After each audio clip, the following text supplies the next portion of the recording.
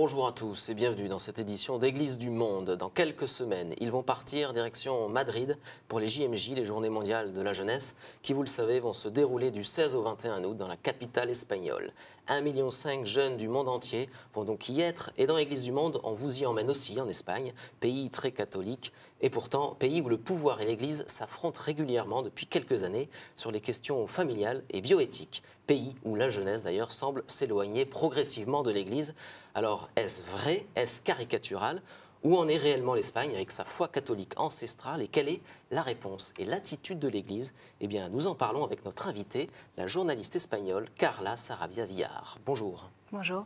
Alors, vous êtes correspondante en France du groupe de médias espagnol Intereconomia. Et alors, je le disais, donc on parle de l'Espagne parce qu'en août prochain vont s'y dérouler les Journées mondiales de la jeunesse. Et Benoît XVI avait annoncé cette tenue de ces Journées mondiales de la jeunesse à Madrid pour cette année. Il avait annoncé lors des JMJ de Sydney en 2008 en disant que les prochaines JMJ vont donc s'y dérouler. Journée en 2 temps, les journées en diocèse dans toute l'Espagne et puis le point d'orgue à Madrid. Alors on va en parler tout au long de cette émission de JMJ et de l'Espagne dans toutes ses dimensions sociales, morales, politiques, religieuses. Mais je voudrais d'abord revenir sur un mouvement dont on a pas mal entendu parler ces derniers jours, en tout cas en France, le mouvement des indignés, constitué de chômeurs, de retraités, de jeunes, qu'on a pu voir sur la place Puerta del Sol à Madrid et aussi dans d'autres villes d'Espagne, où on a pu ressentir une certaine violence qu'on peut voir sur ces images amateurs, des indignés en colère contre le chômage, car en ce moment, 45% des jeunes de 18-25 ans sont au chômage, ils n'ont pas de travail, et 35% des jeunes 25-34 ans vivent encore chez leurs parents, avec un fort rejet de la politique, dit-on. Alors, est-ce que, Carla Sarabia Villar, ce mouvement de jeunes, de chômeurs, est nouveau en Espagne ? Alors, c'est vrai que ces mouvements, ça a été... au début, ils se sont manifestés, ils sont sortis dans la rue pour montrer leur désaccord. Et c'est compréhensible. Des personnes qui n'ont pas de travail, qui n'ont pas de logement, c'est très normal qu'ils sortent dans la rue et exprimer leur désaccord.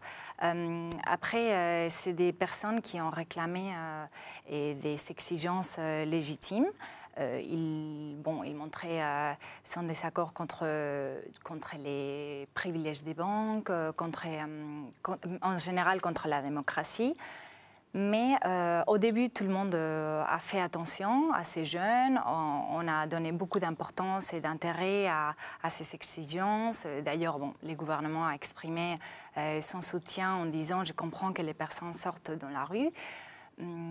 Finalement, ils sont restés pendant 1 mois. Et dans ces mois, c'est vrai que, comme vous dites, il y a eu des problèmes, il y a eu des violences. Et même si au début, ils avaient des exigences positives, ça a été sa manière d'agir qui n'a pas été très respectueuse. Et on parle de manière générale. Sûrement, ce n'est pas tous qui ont agi comme ça, mais il y en a beaucoup. Par exemple, avec les journalistes qui n'étaient pas d'accord avec eux, qui n'étaient pas du même avis. Ils ne laissaient pas travailler les journalistes, ils s'insultaient. Par exemple, pour montrer que ce n'est pas un mouvement représentatif, on peut souligner qu'au début, c'était un mouvement avant les élections municipales qui se sont déroulées en Espagne. Et donc, eux, ils s'appelaient à non aller à voter aux urnes. Pas participer aux élections municipales. Et or, plus de 20 millions d'Espagnols sont allés voter. Donc, on peut voir ici qu'eux, ils ne sont pas allés voter. Alors, 20 millions de personnes sont allées voter, donc ce n'est pas représentatif de l'Espagne, ces mouvements. Ce sont plutôt des jeunes, plutôt à gauche. Et bon, après, il y a eu beaucoup de problèmes. Comme vous savez, les commerçants n'ont pas pu vendre ces produits puisque la rue était sale, il n'y avait pas de touristes qui venaient à un des endroits les plus connus en Espagne, comme la Puerta del Sol, les centres de Madrid. Donc, ils ont empêché les commerçants de pouvoir vendre et ils ont perdu beaucoup d'argent. Pour qu'on comprenne bien, qu'est-ce qui fait que cette fois-ci, la crise sociale en Espagne dure depuis au moins 2 ans, hein, peut-être même 3 ans, on peut dire. Qu'est-ce qui fait que c'est maintenant qu'il y a eu ce mouvement violent de réaction, encore une fois, vous disiez, légitime par rapport au chômage qui touche un jeune sur deux. Qu'est-ce qui a fait que ça a déclenché ce mouvement-là? Peut-être que c'est l'effet des élections municipales qui a déclenché le fait que les personnes sortent dans la rue.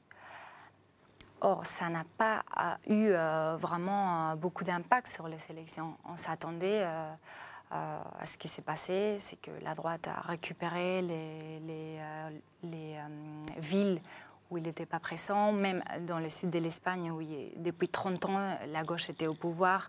Bon, ça a été récupéré par la droite. Donc, on s'y attendait. Les sondages espéraient ça. Bon, peut-être comme dans d'autres pays, à cause de la crise, le gouvernement a été incapable de gérer l'impact de la crise. Et donc, les citoyens sont allés voter. Alors, par rapport à la France, c'est vrai qu'on participe au vote. Parce qu'en France, il y a beaucoup d'abstention. Oui. Nous, c'est le contraire. Les personnes sont allées aux urnes. Or, les indignés, ils réclamaient...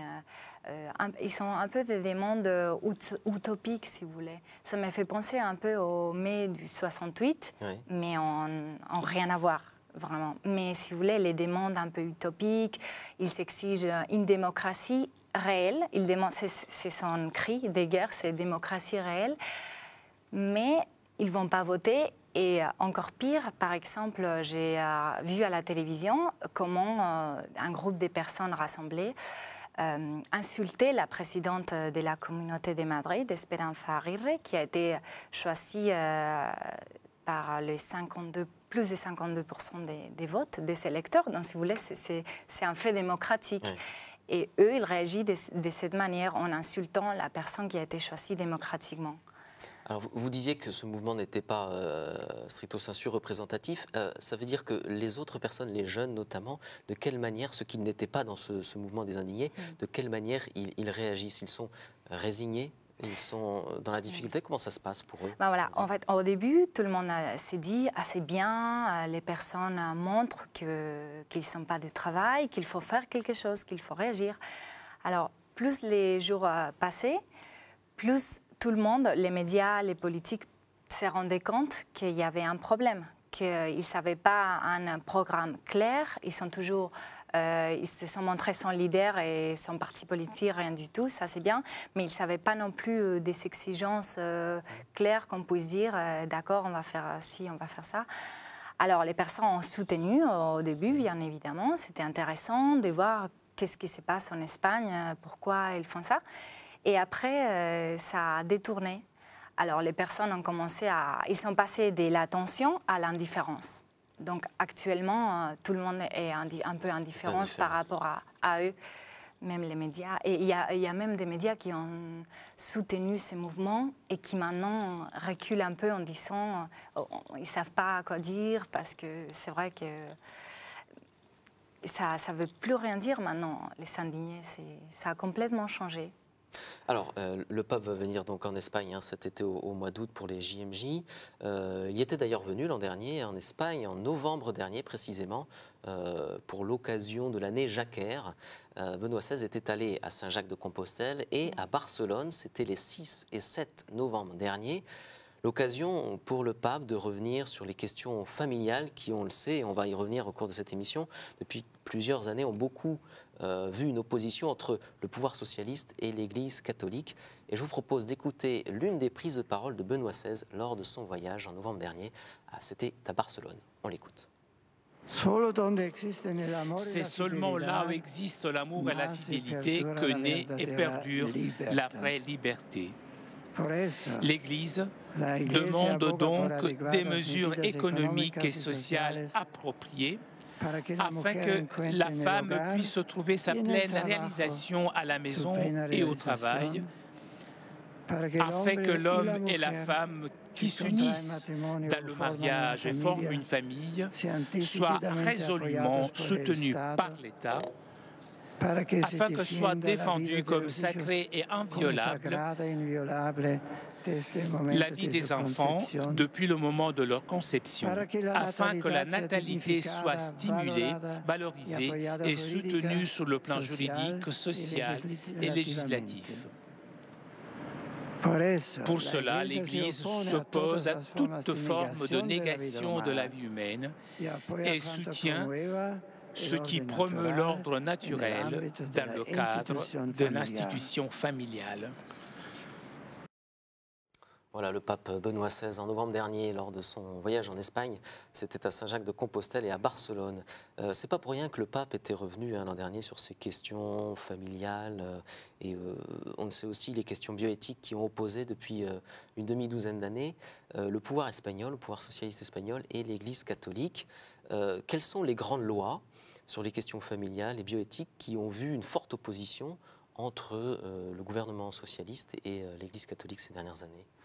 Alors, bon, déjà, plusieurs gouvernements socialistes ont essayé de faire des politiques de désécularisation et des politiques laïcistes.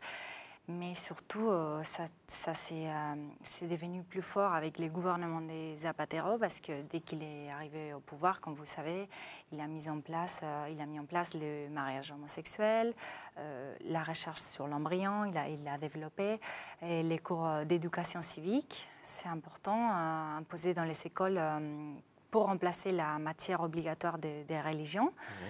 Ça, bon, il y a eu beaucoup de manifestations des parents contre cette politique parce que ça fait beaucoup de mal. C'est ça qui change vraiment les mentalités espagnoles dans l'éducation et dans la culture.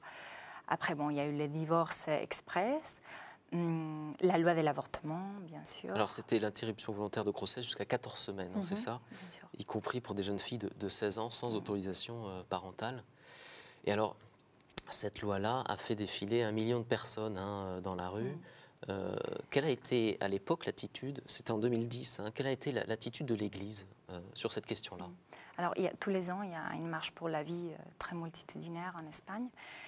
Et bon, c'est vrai que le fait d'endurcir, de faciliter les démarches pour pouvoir avorter, ça fait réagir les consciences en Espagne. Et en même temps qu'il y a que les politiques des Zapatero radicalisent certains groupes, il y a aussi les côtés où les familles catholiques se réveillent et disent qu'est-ce qui se passe ici, il faut réagir. Et c'est pour ça qu'on a toujours des bons accueils quand on organise des marches pour la vie ou des marches en faveur des valeurs de la famille et du mariage. Alors, il y a les questions familiales et puis il y a eu aussi la question de la laïcité ou du rapport entre la religion et l'État qui ont aussi été vus par l'Église catholique comme une agression. Qu'est-ce qu'on peut citer comme fait un peu saillant du gouvernement récent? Alors là, il y a pas mal de choses parce que, et d'ailleurs, il y a eu beaucoup de polémiques avec la loi de la liberté, le projet des libertés religieuses qui a été très critiqué et la preuve, c'est qu'en ce moment, il a été arrêté. Zapatero l'a mis dans les placards. Donc il a arrêté. Qu'est-ce qu'il prévoyait ce Alors projet-là? il prévoyait, il cherche à effacer toute trace des religiosités dans les espaces publics, par exemple. Donc retirer les crucifixes des écoles, des endroits publics, des mairies. Il y a aussi les cérémonies religieuses d'État qui étaient interdites. Interdire la présence des personnages publics dans les processions. Vous savez qu'en Espagne, on a une grande tradition pour les processions de la Semaine Sainte. Et là, ça a vraiment créé une polémique parce que, si vous voulez, les personnes sont très habituées à participer de cette tradition. Or, Anne Mère est très contente d'assister à la procession de la Semaine Sainte ou pour la Vierge, parce qu'il y a aussi beaucoup de processions dans l'année pour les Vierges de chaque village, etc. Alors ça a été très très mal vu et bon, ça ne s'est pas fait finalement. Il voulait faire une rupture complète avec les traditions espagnoles. Après, il y a eu aussi, cette loi prévoyait même de supprimer la reconnaissance civile du mariage religieux, parce que vous savez, nous, on ne fait pas deux mariages, un civil et un religieux, on fait le même jour notre mariage à l'église. Donc c'est reconnu, la partie civile est reconnue là. Il y a aussi une hausse des impôts aux donations pour l'Église, c'est ce que prévoyait la loi. Et après, bon, si vous voulez, les crucifixes ont été retirés. Mais plus tard, la Cour de Strasbourg a déclaré que les crucifixes n'étaient pas contraires à la liberté religieuse. Donc là, c'est encore un un problème pour cette politique.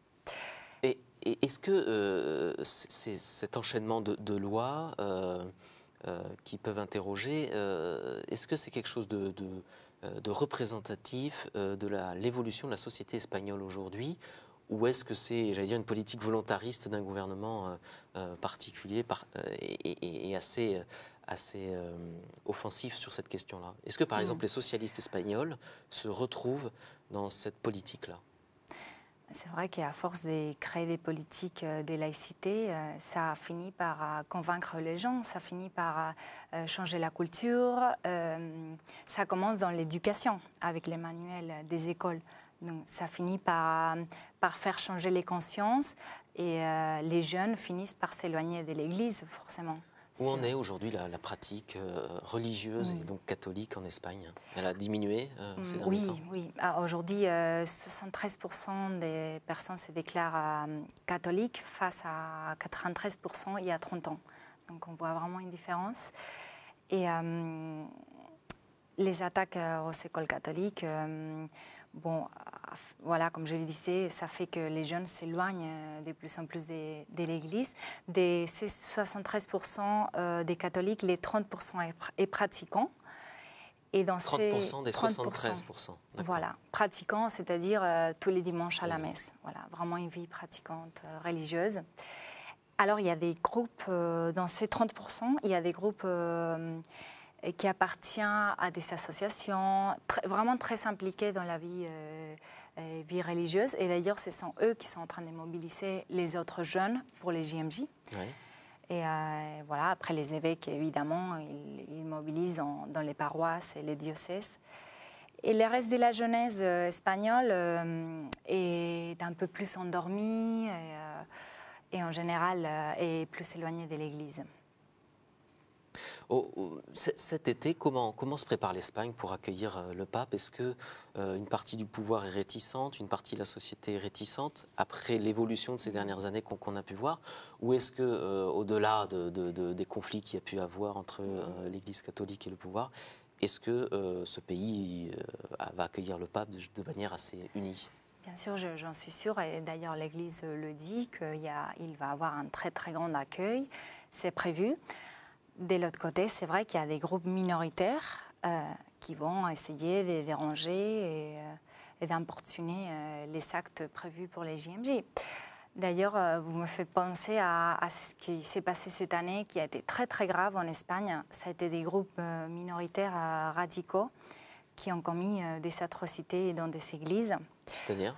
Alors, il y a eu depuis quelques mois, c'était pendant les mois entre janvier et mars, il y a eu des attaques, par exemple contre les fidèles qui assistaient à la messe à Barcelone, des insultes, des violences.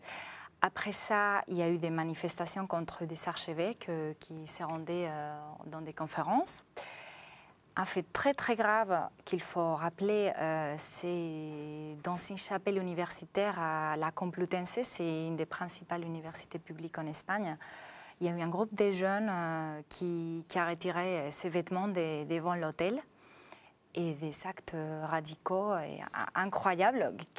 Enfin, moi, ça me fait penser aux années 30, avant de la guerre, quand il y a eu... Parce que maintenant, il y a eu aussi des personnes qui ont brûlé les portes des églises, vraiment des actes atroces. Ça, on ne le voyait pas ces dernières années en Espagne. Non. Ça a été vraiment incroyable. Ça n'était jamais arrivé dans l'histoire de la démocratie espagnole, si vous voulez. C'était vraiment avant la guerre, quand les communistes allaient brûler les couvents ou commettre des viols, mais on n'avait jamais vu ça en Espagne. Ça a vraiment choqué. Et comme par hasard, il se trouve que ça arrive au moment où on prépare les JMJ. Donc, si vous voulez, il y a vraiment des groupes minoritaires, bien sûr, qui font beaucoup de bruit. Et qui risquent peut-être de perturber ces JMJ. Oui, qui risquent de perturber, mais bien sûr, ils ne vont pas aller très loin. Il y a beaucoup de sécurité. Et puis, les grands accueils, il y a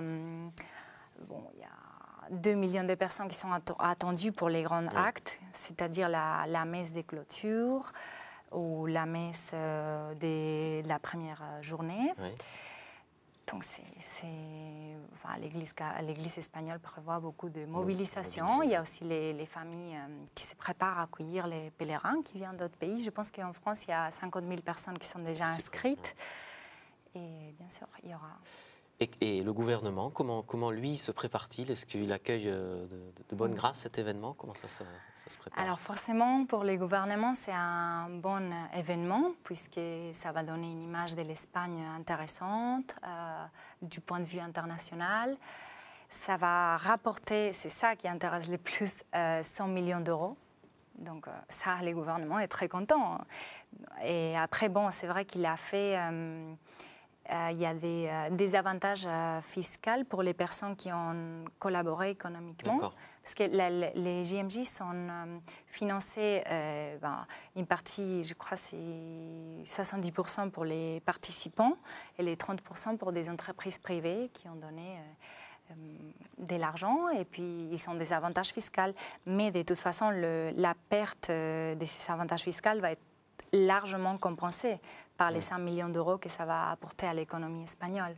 Donc, du point de vue économique, c'est très intéressant pour les gouvernements, donc ça, il n'y a aucun problème. Et du point de vue familier, c'est une autre question. Alors, l'Espagne, on le disait au début de cette émission, est une vieille terre catholique. Il y a de très nombreux sanctuaires, de pèlerinages, et des sanctuaires comme notamment celui de Notre-Dame del Pilar, qu'on va pouvoir voir sur ces images. On dit que ce sanctuaire est peut-être le plus important d'Espagne. Qu'est-ce qu'il représente finalement pour l'Espagne, ce sanctuaire? Alors en Espagne, il y a une grande dévotion pour la Vierge. Comme on disait tout à l'heure, les processions de la Semaine Sainte sont très importantes. Il y a des marches aussi les 15 août pour l'Assomption. Et c'est vrai que je dirais que c'est un peu contradictoire parce que si vous voulez, il y a des personnes qui sont très spirituelles, qui ont beaucoup de dévotion, mais de l'autre côté, il y a moins d'assistance à la messe ou les sacrements, ça reste quand même très important. Oui. Mais les traditions historiques espagnoles, ça reste toujours très... Les peuples ne peuvent pas se détacher de ça. Et est-ce que ces JMJ vont pouvoir, j'allais dire, redonner un élan finalement à cette Église catholique espagnole qui est très ancienne, qui a marqué ce pays, qui continue de le marquer? Est-ce que ça va pouvoir redonner un élan? Alors, c'est vrai, par exemple, dans les années 80, les dernières JMJ qui ont été célébrées en Espagne, à Saint-Jacques-de-Compostelle, on s'est retrouvé un peu dans la même situation qu'aujourd'hui. Il y avait... c'était la génération sortie du mai 68, donc qui avait reçu des idées nouvelles, une inondation des idées utopiques. Donc, il y avait des doutes sur comment serait la jeunesse qui allait accueillir les papes. C'est comme aujourd'hui. Alors, il y a eu une bonne surprise parce que ça a été un grand accueil, il y a eu beaucoup de succès. Et l'Église a parlé d'une nouvelle étape dans l'histoire des relations entre l'Église et la jeunesse européenne et du monde. Alors aujourd'hui, on pourrait dire, le cardinal archevêque de Madrid, Rocco Varela, il considère que cette fois-ci, après les JMJ de Madrid, on pourra parler d'une nouvelle Pentecôte de l'Église. Donc il y a un espoir de la part de l'Église de mobiliser, de faire réagir les consciences des jeunes. Donc certainement un nouvel élan pour l'Église catholique en Espagne. Merci à vous, Carla Sarabia-Villar. Je rappelle que vous êtes journaliste à Intereconomia, un groupe de médias espagnol. Merci à vous d'avoir suivi cette édition d'Église du Monde consacrée à l'Espagne. C'était la dernière avant l'été. Occasion pour moi de remercier les équipes techniques et de production qui ont permis tout au long de cette saison de réaliser cette émission d'Église du Monde. Et quant aux JMJ, vous pourrez les suivre cet été au mois d'août. Ce sera sur KTO. Et on se quitte avec un extrait d'un clip JMJ comme un avant-goût de cet événement estival qui s'annonce. Je vous souhaite un bel été. À bientôt. Aerodrome to Cologne Square or Cibeles Square.